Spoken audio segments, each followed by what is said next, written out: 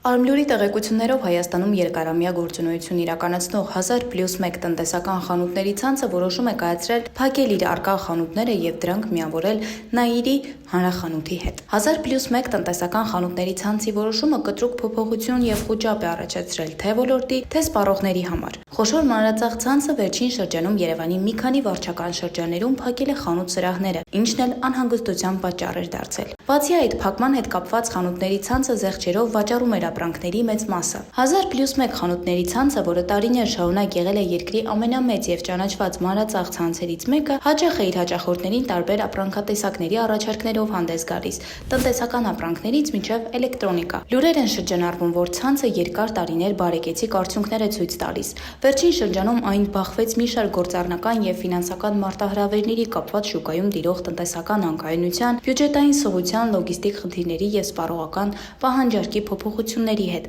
Արմլուրի հետ զրույցում 1000+1 խանութների ցանցից հրաժարվեցին որևէ մեկնաբանություն տալ։ Սակայն Արմլուրը տեղեկացավ, որ կանոնավոր գործելու են խանութների ցանցի Թումանյան 15 եւ Շիրազի 26/75 հասցեներում գտնվող մասնաճյուղերը։